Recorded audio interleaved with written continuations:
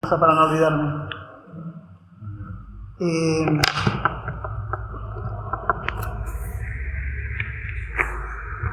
Falta completar el título.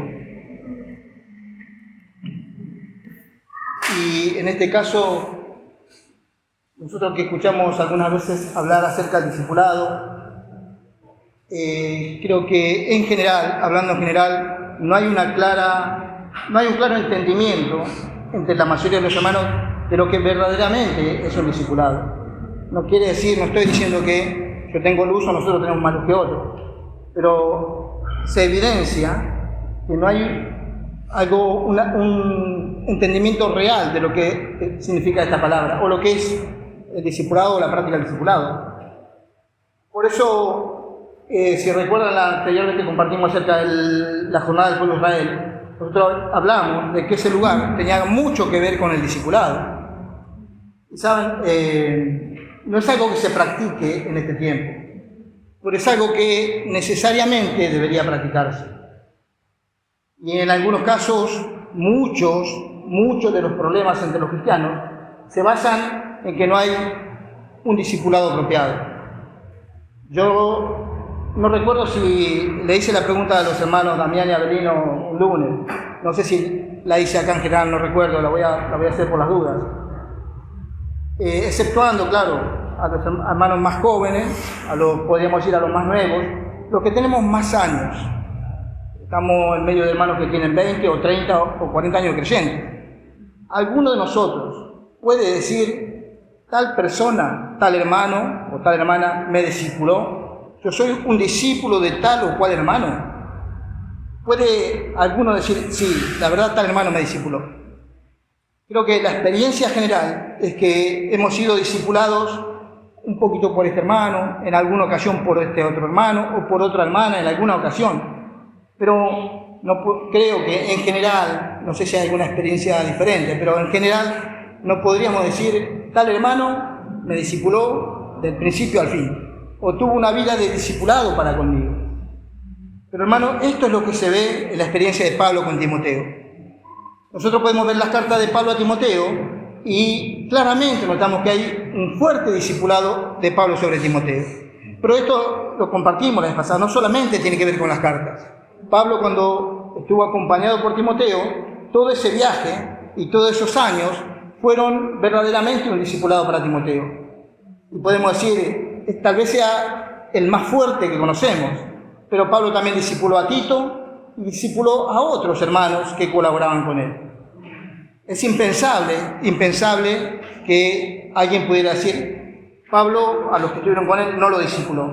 No, él vivía para el Señor, estaba totalmente entregado y por lo tanto él estaba continuamente en la obra del Señor rodeado de hermanos y generalmente hermanos más jóvenes a los que él en aquel tiempo discipulaba. Y esto es lo que intentó hacer con Marco aquella vez cuando él quiso que lo acompañara en el primer viaje misionero. Marco se volvió, no pudo hacerlo, después se encontró con Timoteo, Timoteo lo acompañó y vivió al lado de Pablo en podemos decir, en todo el tiempo que Pablo estuvo predicando por todo el mundo conocido. Entonces, Pablo verdaderamente fue un discípulo a tal punto que él llegó a decirle a Timoteo, verdadero hijo en la fe, porque realmente él había sido su padre espiritual. Aquel que discipula a alguien es un padre espiritual. Por lo tanto, él con toda razón le decía a Timoteo en su carta, verdadero hijo en la fe. A Tito, en la carta a Tito, también le hizo lo mismo, verdadero hijo en la común fe. Evidentemente, Pablo discipuló tanto a Timoteo como a Tito. Hermano, eso es indudable en las cartas de Pablo a Timoteo y a Tito. Entonces, vamos a ir viendo, yo por eso marqué algunos versículos, pero vamos a compartir algunos versículos más específicos de 2 Timoteo, pero lo que necesitamos ver es que en esta carta de Pablo a Timoteo, Pablo insistía en algunos puntos bien particulares en cuanto al carácter de Timoteo.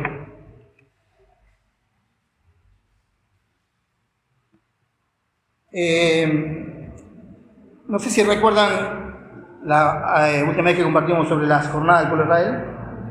el nombre, cómo se llamaba y el significado que tenía.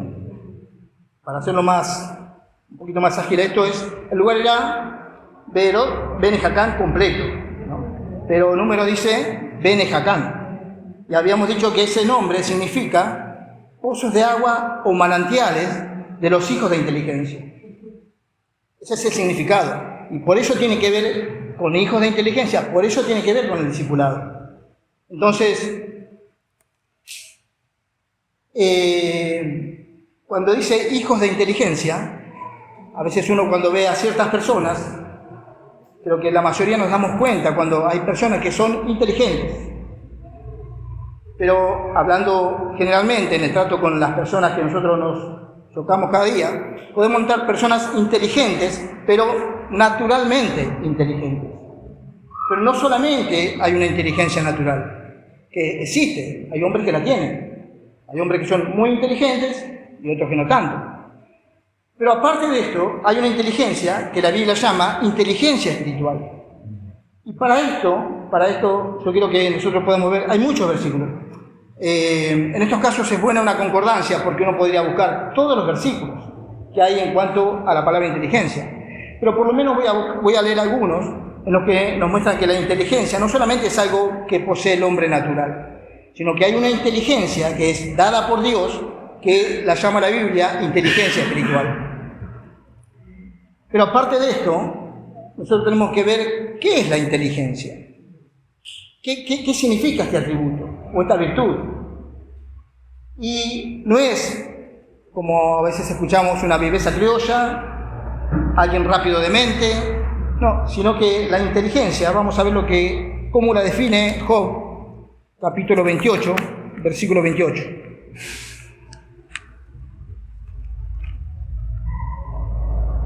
En este caso Job habla de la sabiduría y también habla de la inteligencia. Pero vamos a ver cómo define la inteligencia.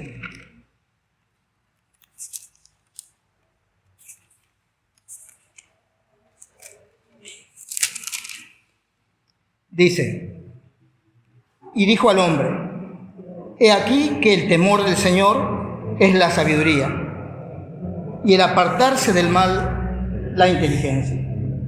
Entonces, en base a este versículo podemos decir, apartarse del mal, eso es la inteligencia. Eso es verdaderamente la inteligencia, o podemos decir la verdadera inteligencia, o la inteligencia vista desde el punto de vista de Dios. Entonces, aquel que se aparta del mal, entonces esa persona para Dios es una persona inteligente. Mientras que uno no se aparte del mal, estamos siendo personas necias para Dios. Y repito, no tiene nada que ver absolutamente con la inteligencia natural. Porque hay hombres que son muy inteligentes para engañar a otros hombres, para estafar y para hacer otras cosas similares a esto, y son realmente inteligentes. Poseen una inteligencia, podemos decir, sobresaliente naturalmente. Pero desde el punto de vista de Dios, verdaderamente son personas necias. Porque su fin, ya sabemos lo que sucede. Pero si nosotros buscáramos todas las palabras del Antiguo Testamento con inteligencia, vamos a encontrar que para el tabernáculo, Dios proveyó inteligencia a algunos hombres para que edificaran. Entonces, también esa inteligencia era dada por Dios.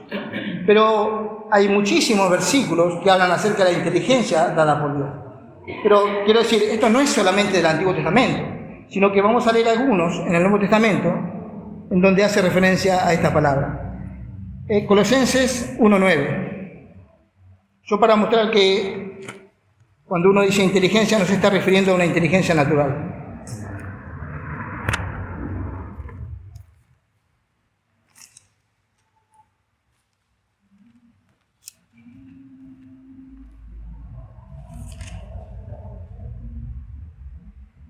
Por lo cual, también nosotros, desde el día que lo oímos, no cesamos de orar por vosotros y de pedir que seáis llenos del conocimiento de su voluntad en toda sabiduría e inteligencia espiritual.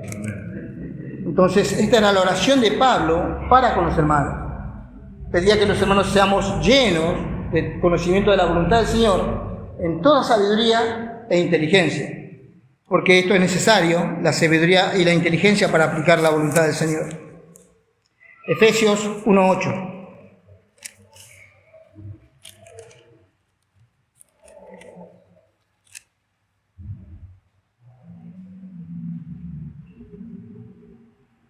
También Pablo dice a los hermanos de Éfeso, que hizo sobreabundar para con nosotros en toda sabiduría e inteligencia. Otra vez.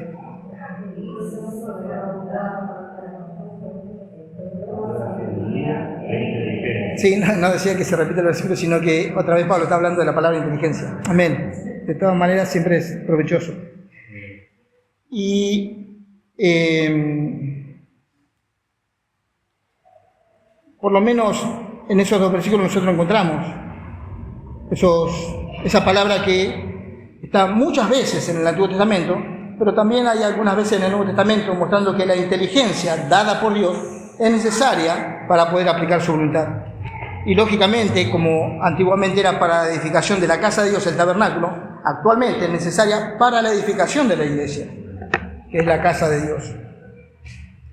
Entonces, teniendo esto como base, vamos a pasar, mi interés poder compartir, y entiendo también, la intención es poder mostrar lo que entendemos es la voluntad de Dios. Después, hermanos, cada uno tiene que decidir. Y esto lo digo porque cuando Pablo le escribe a Timoteo, si bien estaba realmente confiado en que Timoteo iba a tomar lo que Pablo decía, por otra parte, Pablo le dice a Timoteo, vamos a ver en 2 de Timoteo, algo que es muy, muy especial y lo tenemos que tener en cuenta.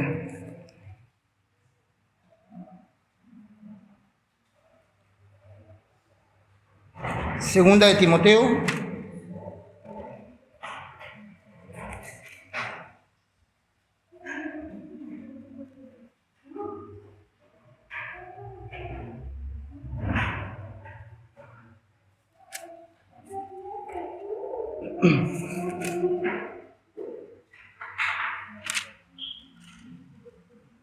me parece que puse mal ahí el versículo, pero es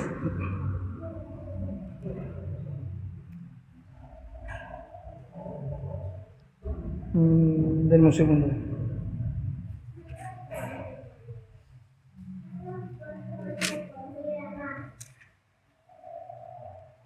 Bueno, perdón, 1 Timoteo 1:7. Yo tenía segunda, primera. Acá tengo. Arriba todo a la derecha. Arriba. Acá. Bueno, acá es primera. Perdonen. Podríamos decir casi al empezar la carta, versículo 7. Capítulo 2, versículo 7. No tenía mal. Perdón. 2:7, perdón. Dice, considera lo que digo, y el Señor te dé entendimiento en todo. Acá vemos en este versículo 3 protagonistas. El Señor, primero, que tenía que darle entendimiento a Timoteo. Pablo, que era el que le estaba escribiendo, el que orientaba, y Timoteo, el que recibía la instrucción. Pero a pesar de la autoridad que Pablo tenía como apóstol, de la confianza que tenía en Timoteo, aún así todavía le dice, considera lo que digo. Hermanos, cada uno de nosotros también tiene que considerar. Alguna vez yo he dicho, hermanos, yo vengo acá adelante, comparto lo que entiendo Dios pone en mi corazón. Los hermanos tienen que juzgar si es palabra del Señor o no. Y si alguno dijera, me parece que no, no hay ningún inconveniente. Pero quiero decir, cuando escuchamos, tenemos que considerar. Entonces, Pablo está diciendo a Timoteo, considera lo que digo. Y así cada uno de nosotros tiene que considerar si vamos a poder, podría decir, ser capaces de hacer lo que está hablando Pablo a Timoteo. ¿Y por qué digo? Porque comparándolo también con Lucas, capítulo 14, vamos a ver otra experiencia en el sentido, el Señor Jesús está hablando. Lucas 14,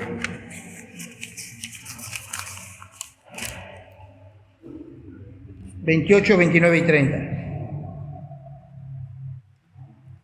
El Señor, como dije, está hablando y dice: porque ¿quién de vosotros, queriendo edificar una torre, no se sienta primero y calcula los gastos, a ver si tiene lo que necesita para acabarla? No sea que después que haya puesto el cimiento y no pueda acabarlo, todos los que lo vean comiencen a hacer burla de él, diciendo: este hombre comenzó a edificar y no pudo acabar.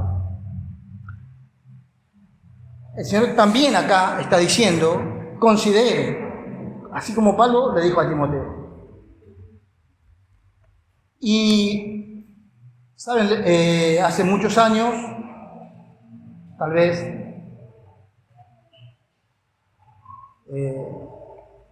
30 años, yo leí un libro de un hermano, les digo, Watchman Nee, que después que él se convirtió y que estaba siendo formado para ser un hermano sobresaliente, aún entre los propios hermanos, y tenía mucha luz, mucha claridad en el Señor y entendía la voluntad de Dios. Después de todo eso, dice que un día se sentó, pensó, consideró si él iba a poder hacer lo que el Señor le pedía. Quiero decir, me llamó mucho la atención, porque todos somos llamados por el Señor. Pensamos que desde que somos llamados todos vamos hasta el final así. Pero, por otra parte, en la anterior vez que compartimos acerca de las jornadas, tratamos de hacer una diferenciación entre lo que significa un creyente y lo que es un verdadero discípulo.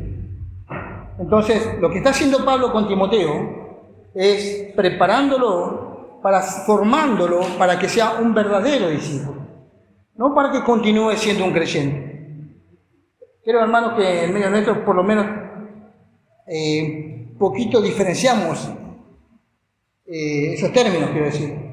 Lo que es ser un creyente, podríamos decir, conocemos muchos creyentes, pero no conocemos tantos discípulos. Entonces, y para esto, yo quería poner esto un poco como base para poder mostrar que verdaderamente nosotros necesitamos considerar. Necesitamos. A veces uno puede pensar: bueno, soy cristiano, el Señor me salvó y voy a ir hasta el final. No quiero decir que eso esté mal pensado, pero que probablemente, no sé cuántos estamos dispuestos a ir verdaderamente hasta el final. Lo digo porque ahora sí vamos a leer algo acerca de Timoteo. Primero voy a completar el título. Lo dejé así porque dije, si pongo el título que pensé, se van a sentar los hermanos y se van a ir. Van a leer el título y van a pensar: sonamos.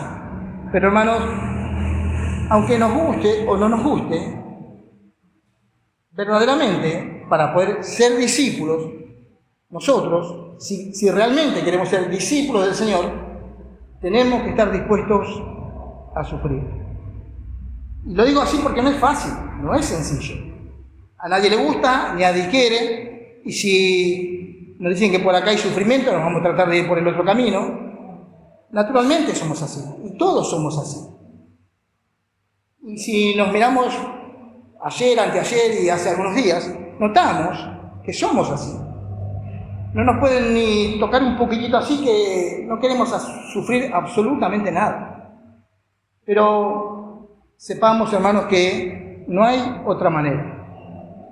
Ninguno va a alcanzar a ser un discípulo del Señor si no quiere pasar por sufrimientos. No hay manera, es imposible. Por eso es que hay que considerar si estoy dispuesto o no estoy dispuesto a sufrir. Entonces, ahora vamos a ver algunas frases, algo tocamos la vez anterior, pero Pablo hace mucho hincapié en Timoteo acerca de algunas cosas. Voy a leer 2 Timoteo. En el versículo 6, que alguna vez lo comentamos, Timoteo necesitaba hacer algo muy especial. Pablo le recomienda, lo orienta a que avive el fuego. Sin duda el fuego estaba dentro de Timoteo, pero probablemente, por un carácter apocado que aparentemente podía llegar a tener Timoteo, ese fuego estaba corriendo riesgo de apagarse. Por lo tanto, Pablo le pide que avive el fuego, que las llamas sean más fuertes, que alumbre más. Entonces, pasando al versículo 8, no voy a leer todos los versículos, voy a leer las frases sobre las que me quiero apoyar. O, en algún caso, si es necesario, voy a leer algún versículo completo, pero si no, no tanto. Dice versículo 8, por tanto, no te avergüences de dar testimonio de nuestro Señor, ni de mí, preso suyo, sino participa de las aflicciones por el Evangelio según el poder de Dios. Era necesario que Timoteo aprendiera a participar de las aflicciones por el Evangelio según el poder de Dios. Y hermanos, sin duda que si queremos ser discípulos vamos a sufrir, tenemos que sufrir, no hay ninguna duda. Pero no va a ser tampoco en nuestra propia fuerza, sino que para eso el Señor nos dio un espíritu, y ese espíritu tiene que ser avivado dentro de nosotros. Ese fuego del espíritu tiene que avivarse para que podamos soportar las aflicciones. Por eso primero habla acerca de el espíritu que tiene, el fuego del don de Dios que está en ti, le dice. Ese fuego tenía que ser avivado. Y después dice, participa de las aflicciones por el Evangelio. Timoteo podía quedarse sin participar. Él podía decidir, podía considerar todo lo que Pablo dijera, y él podría decir, sí, yo me alegro en que el Señor me salvó, estoy muy bien siendo creyente, pero prefiero no participar de las aflicciones. Podía hacer algo así. Pero Pablo participó de las aflicciones porque para él todo era el Señor. Él quería ganar al Señor. Mientras cantamos, pensé, las 4 canciones que cantamos tenían mucho que ver con lo que ahora compartimos. Porque el hecho de que, como dice el primero, mi hombre viejo, terminado fue, en la cruz cuando el Señor murió, desde el punto de vista del Señor está logrado, y gracias al Señor lo que está logrado. Pero en nuestra experiencia, todos los días tiene que ser llevado adelante. Todos los días tenemos que morir. Por lo tanto, gracias al Señor que nos dio su Espíritu para que, como dice Romanos, por el Espíritu, no es por nuestra fuerza, es por el Espíritu, podamos hacer morir las obras de la carne. ¿Y qué es lo que sufre? ¿Qué es lo que sufre cuando sufre la persona? La carne sufre. La carne, la naturaleza es lo que sufre. Y eso es justamente lo que nosotros no queremos que sufra. Nos cuidamos nuestra carne, nuestra naturaleza. Pero no hay manera si queremos ser discípulos. Continúo con lo que Pablo le dice a Timoteo. Versículo 12, 1:12. Por lo cual, asimismo, padezco esto.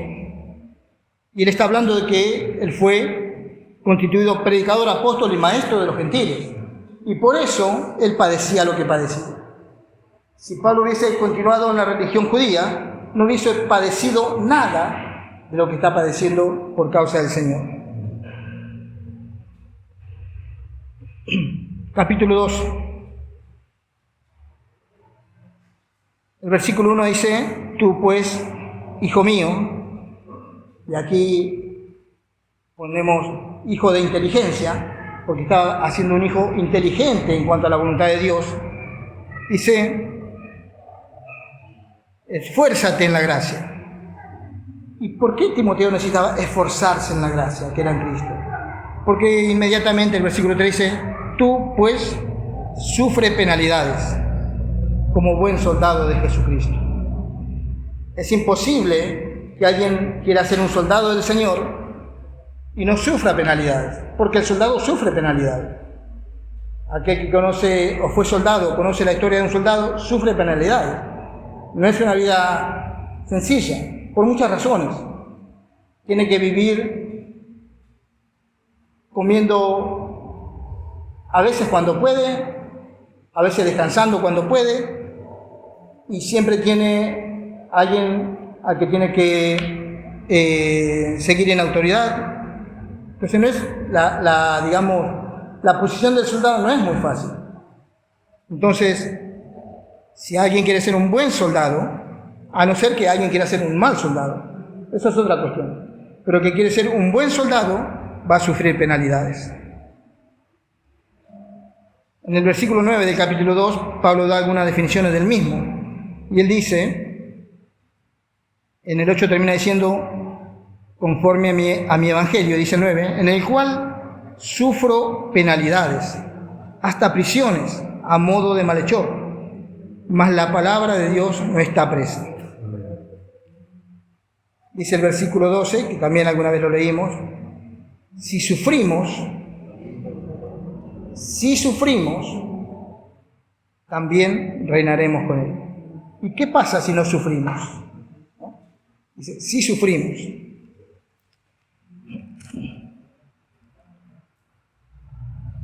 Vamos al final del capítulo 2, el versículo 24. La última palabra dice cómo debe ser el siervo del Señor. Dice, sufrido. Es una práctica del siervo del Señor, ser sufrido. En el capítulo 3, Pablo sigue dando testimonio de cómo vivía y le dice a Timoteo, pero tú has seguido mi doctrina, conducta, propósito, fe, longanimidad, amor, paciencia. Y escuchemos, persecuciones, padecimientos, como los que me sobrevinieron en Antioquía, en Iconio, en Listra, persecuciones que he sufrido, y de todas me ha librado el Señor. Y dice, y podríamos decir, bueno, Pablo fue un apóstol, un predicador, un maestro de los gentiles, como él se dijo anteriormente, y por andar predicando por todo el mundo, le predicaba a distintos tipos de personas, y a veces podría enfrentarse a personas violentas. Y si él predicaba el nombre del Señor, en ocasiones era castigado. Y podemos decir, bueno, pero Pablo era predicador, era apóstol, ¿por qué nosotros? ¿Por qué yo? Pero dice el versículo 12, y también, todos los que quieren vivir piadosamente en Cristo Jesús padecerán persecución. Y vivir piadosamente es vivir manifestando la vida de Dios. Una vida piadosa es una vida que manifiesta la vida de Dios, de esa persona que cada uno de nosotros tenemos en nuestro interior. Mientras manifestemos nuestra propia persona, podría decir, pareciera que la vamos a pasar bien, pero cuando manifestamos la persona del Señor, entonces vamos a recibir persecución. Y seguramente o probablemente, no al nivel de un apóstol, de Pablo, pero sin duda, en alguna medida vamos a sufrir persecución. Por eso dice, también todos, no deja exceptuado a ninguno, sino que todos los que quieren vivir piadosamente en Cristo Jesús padecerán persecución. Capítulo 4, versículo 5 dice, pero tú sé sobrio en todo, soporta las aflicciones.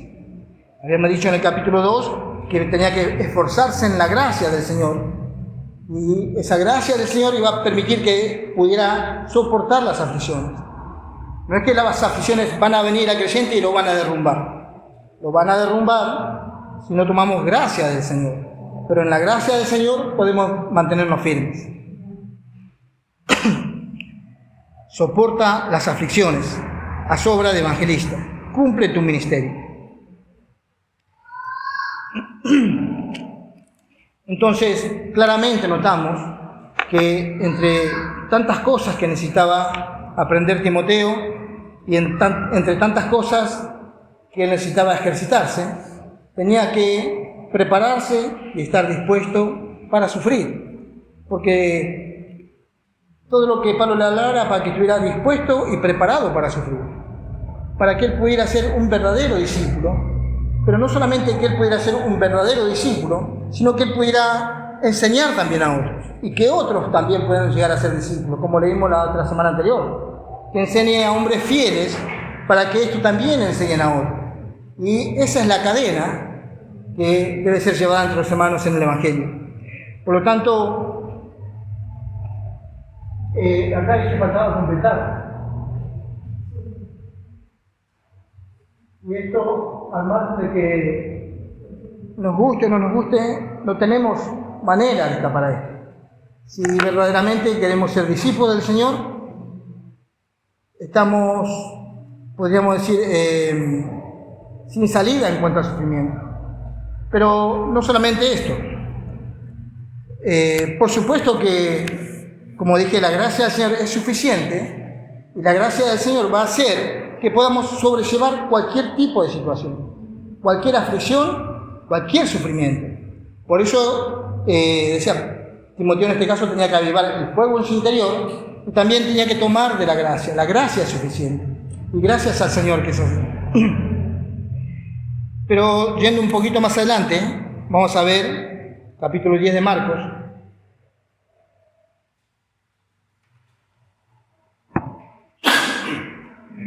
No solamente lo que Pablo le dijo a Timoteo, sino también lo que el propio Señor Jesús dice. Marcos 10:21.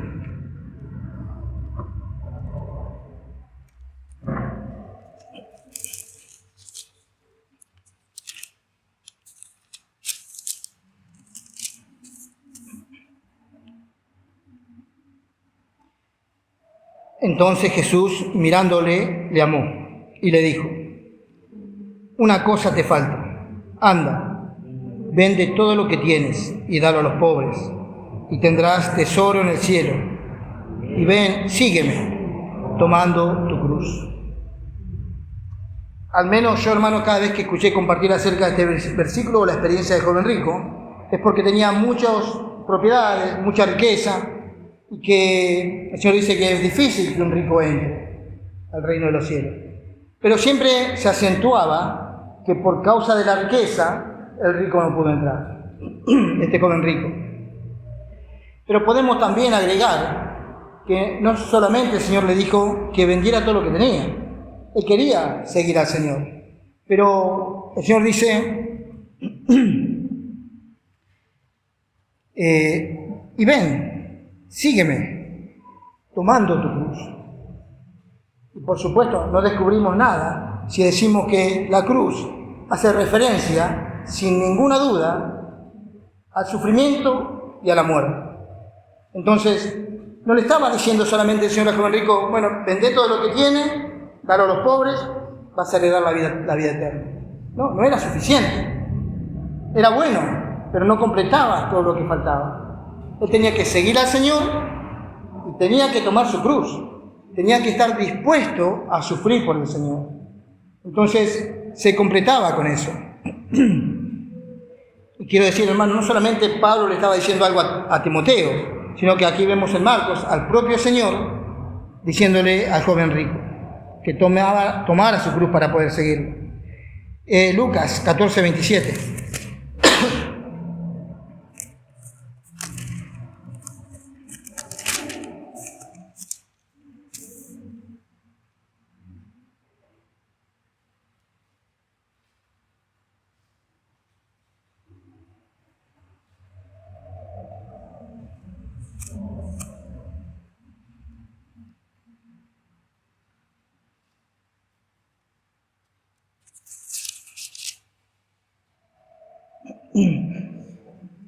No es Lucas 14:27, pero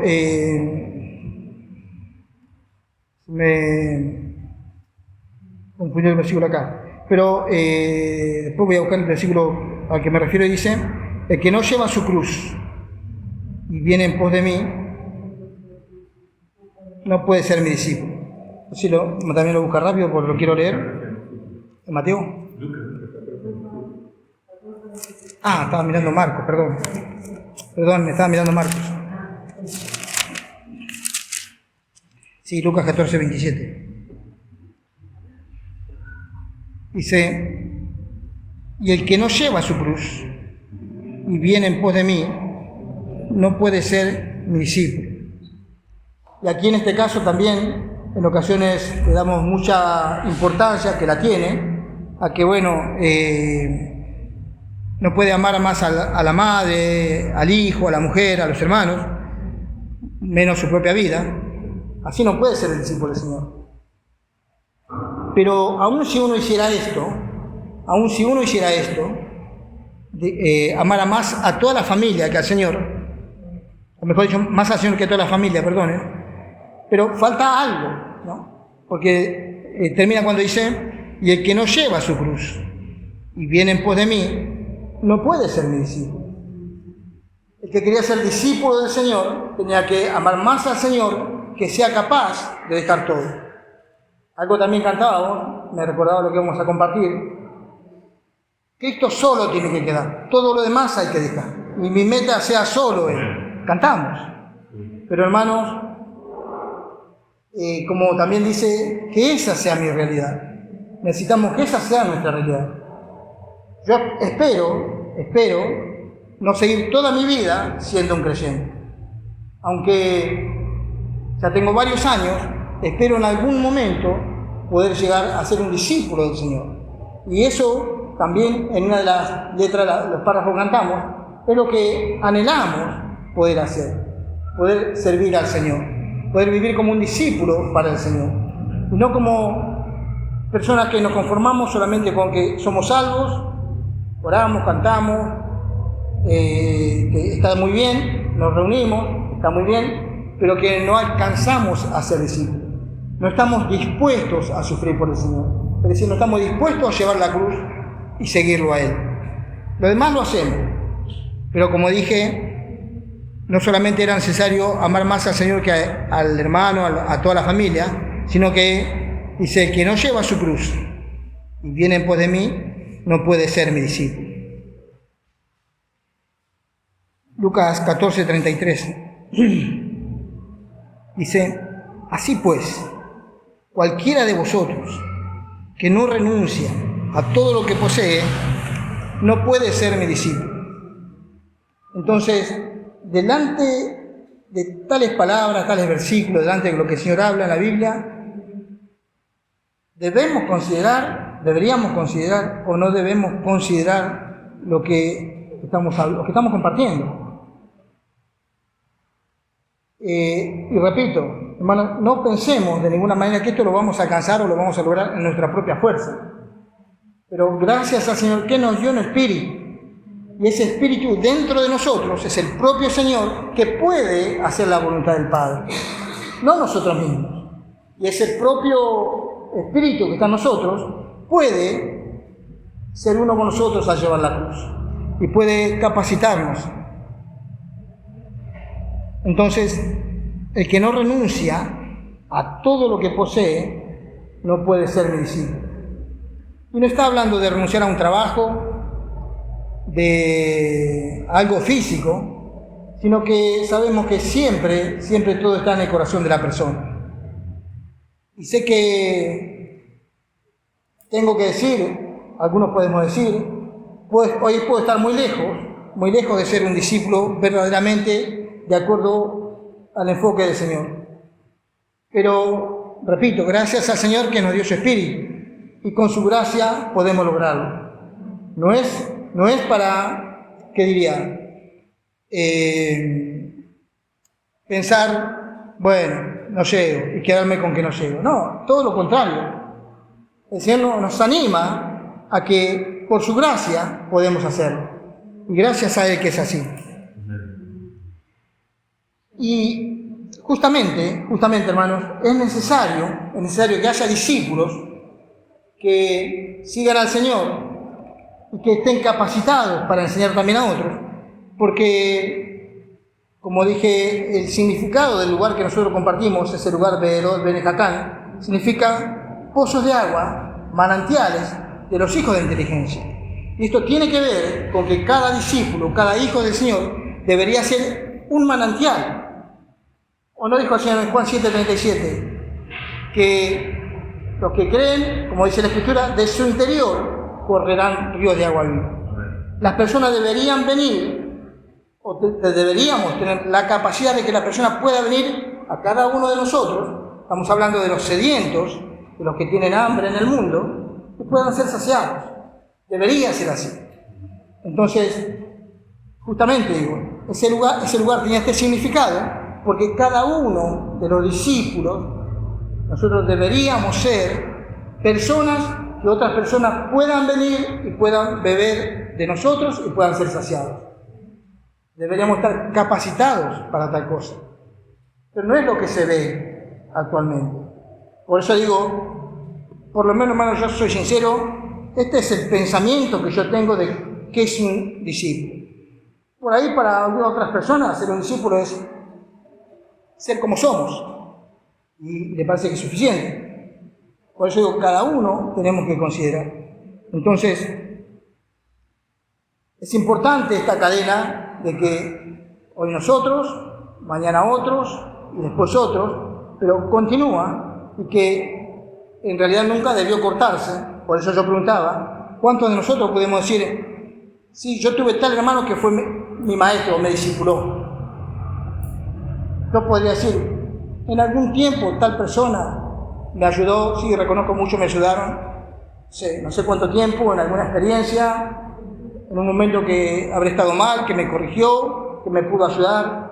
Por lo menos en ese momento podría decir, me discipuló. Pero no tuve nunca nadie que personalmente y específicamente me discipulara. Así como creo, me parece, no lo hemos tenido en la mayoría. Por eso preguntaba quién entre nosotros tuvo alguien que verdaderamente se ocupó de tal manera que podría decir, tal persona me discipuló. Pero hermano, esto se perdió en muchos años, hace muchos años. Pablo lo hizo, otros hermanos lo hicieron, pero quedó en el olvido, se perdió esa práctica, y al final, después las cosas son como son, y nos arreglamos como podemos. Entonces, primeramente, hay un discipulado que se ejerce en la casa. Cuando Pablo le escribe a Timoteo, Pablo le dice que esa fe que él tenía había estado primero en su abuela, Loida, y en su madre Eunice. Entonces, primeramente se ejerce en la casa. Y después que se ejerce en la casa, también hay un montón de hermanos que necesitan también de esa ayuda, de esa capacitación. Muchos, algunos por lo menos, yo me pongo en ese grupo, hemos fracasado en cuanto al discipulado de los hijos. Y lo digo con dolor. Pero gracias al Señor que Él es tan misericordioso y que a pesar de eso todavía tengo esperanza.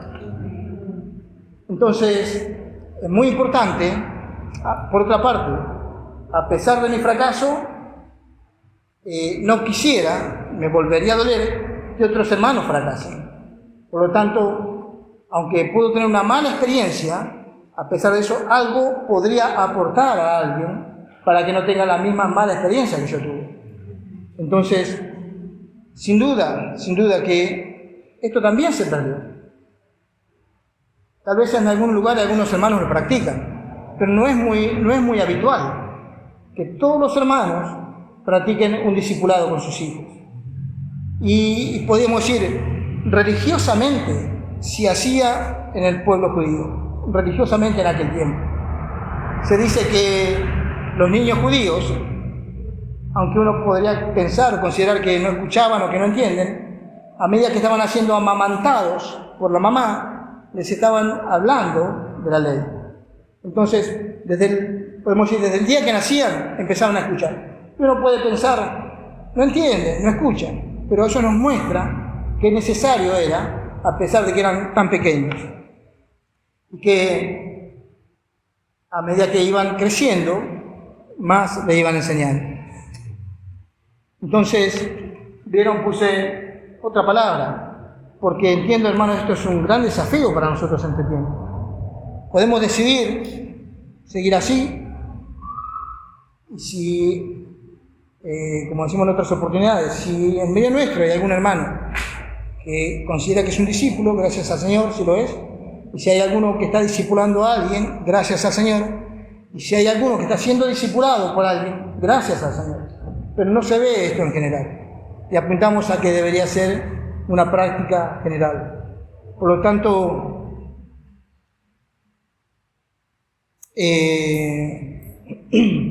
decía, es mi pensamiento en cuanto a lo que significa ser un discípulo. Tal vez estoy lejos, pero gracias al Señor tengo esperanza que Él pueda revertir esta situación. Amén.